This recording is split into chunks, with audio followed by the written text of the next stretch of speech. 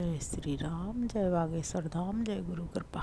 आज हम वाल्मीकि रामायण के अरण्य कांड के 52वें सर्ग को हिंदी में पढ़ेंगे। जय राम रमारमणम समनम भवताप भयाकुल पाहि जनम अब देश सुरेश रमेश विभो शरणागत मागत पाहि प्रभो।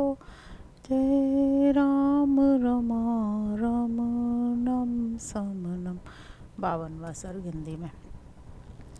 रावण के द्वारा मारे गए गिरिधराज की ओर देखकर चंद्रमुखी सीता अत्यंत दुखी होकर विलाप करने लगी। मनुष्यों को सुख दुख की प्राप्ति के सूचक लक्षण स्वप्न, पक्षियों के स्वर तथा उनके दाएं बाएं दर्शन आदि शुभ अशुभ निमित्त अवश्य दिखाई देते हैं। ककुत्स्थ कुलभूषण श्री राम मेरे अपहरण की सूचना देने के लिए निश्चय ही ये मृग और पक्षी अशुभ सूचक मार्ग से दौड़ रहे हैं, परंतु उनके द्वारा सूचित होने पर भी अपने इस महान संकट को अवश्य आप नहीं जानते हैं। हाँ राम, मेरा कैसा अभाग्य है कि जो कृपा करके मुझे बचाने के लिए यहाँ आए थे वे पक्षी प्रवर जटायु इस निशाचर द्वारा मारे जाकर पृथ्वी पर पड़े हैं। हे राम, हे लक्ष्मण, अब आप ही दोनों मेरी रक्षा करें। यों कहकर अत्यंत डरी हुई सुंदरी सीता इस प्रकार क्रंदन करने लगी जिससे निकटवर्ती देवता और मनुष्य सुन सकें।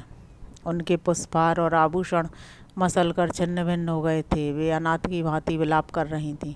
उसी अवस्था में राक्षस राज रावण उन विदेह कुमारी सीता की ओर दौड़ा।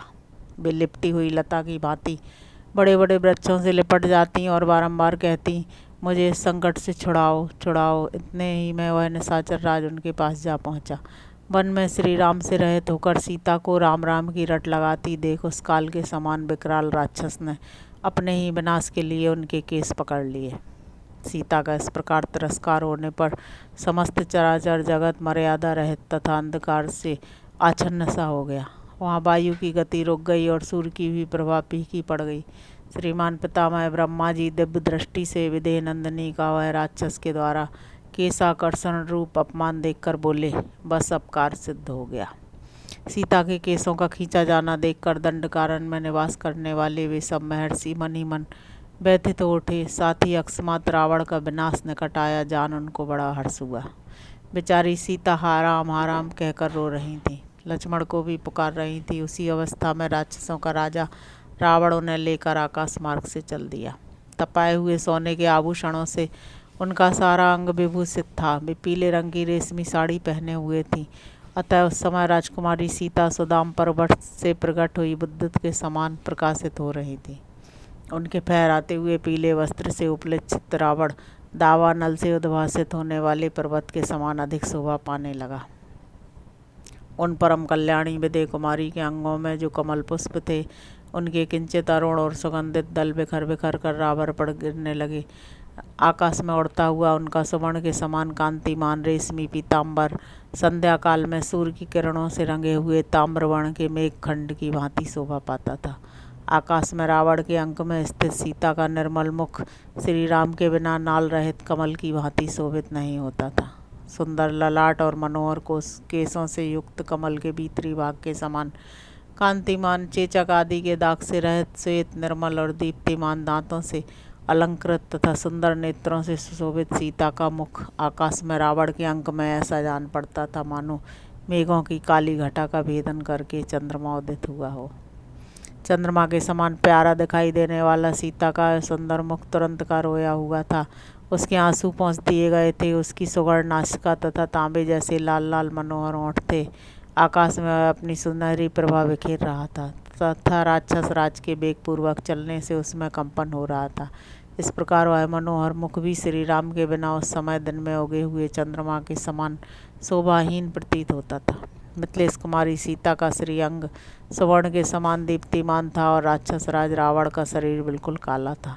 उसकी गोद में वे ऐसी जान पड़ती थीं मानो काली हाथी को सोने की करधनी पहना दी गई हो।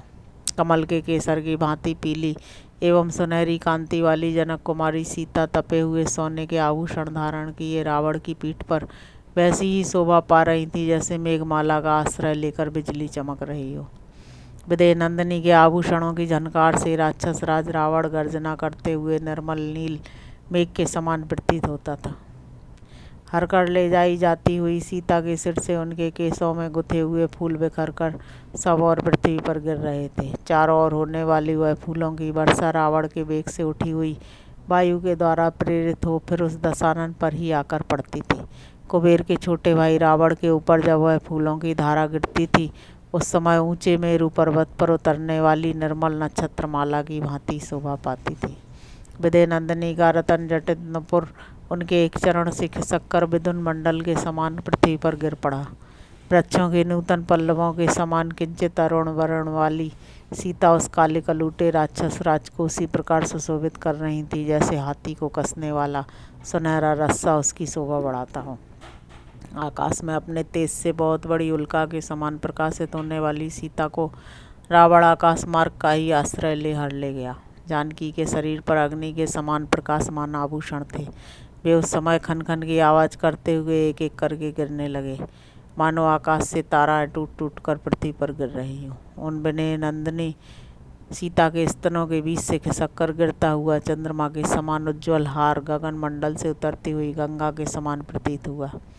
रावण के वेग से उत्पन्न हुई उत्पात सूचक वायु के झकोरों से हिलते हुए वृक्षों पर नाना प्रकार के पक्षी कोलाहल कर रहे थे। उन्हें देखकर ऐसा जाना पड़ता था मानो वे वृक्ष अपने सिरों को हिला हिलाकर संकेत करते हुए सीता से कह रहे हैं कि तुम डरो मत। जिनके कमल सूख गए थे और मत्स्य आदि जलचर जीव डर गए थे, वे पुष्करणियाँ उत्साहहीन हुई मिथिलेश कुमारी सीता को मानो अपनी सखी मानकर उनके लिए शोक कर रही थी। उस सीताहरण के समय रावण पर रोष करके सिंह व्याघ्र मृग व पक्षी सब ओर से सीता की परछाई का अनुसरण करते हुए दौड़ रहे थे। जब सीता हरी जाने लगी, उस समय वहाँ के पर्वत झरनों के रूप में आंसू बहाते हुए ऊंचे शिखरों के रूप में अपनी भुजाएं ऊपर उठाकर मानो जोर जोर से चित्कार कर रहे थे। सीता का हरण होता देख श्रीमान सूर्यदेव दुखी हो गए, उनकी प्रभा नष्ट सी हो गई तथा उनका मुखमंडल पीला पड़ गया। हाय हाय, जब श्री रामचंद्र जी की धर्मपत्नी विदेह नंदिनी सीता को रावण हर कर लिए जा रहा है, तब यही कहना पड़ता है कि संसार में धर्म नहीं है, सत्य भी कहाँ है। सरलता और दया का भी सर्वथा लोप हो गया है। इस प्रकार वहाँ के झुंड एकत्र हो सब प्राणी विलाप कर रहे थे।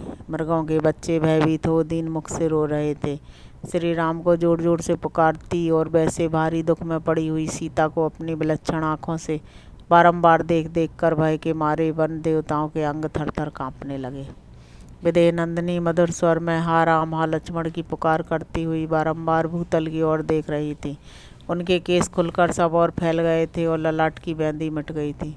वैसी अवस्था में दशग्रीव रावण अपने ही विनाश के लिए मनुष्यनी सीता को लिए जा रहा था। उस समय मनोहर दांत और पवित्र मुस्कान वाली मिथिलेश कुमारी सीता, जो अपने बंधुजनों से बिछुड़ गई थीं, दोनों भाई श्री राम और लक्ष्मण को न देखकर भय के भार से व्यथित हो उठी। उनके मुखमंडल की कांति फीकी पड़ गई। इस प्रकार श्री वाल्मीकि निर्मित रामायण के आदि काव्य के अरण्यकांड में 52वां सर्ग पूरा हुआ। जय श्री राम, जय बागेश्वर धाम, जय गुरु कृपा।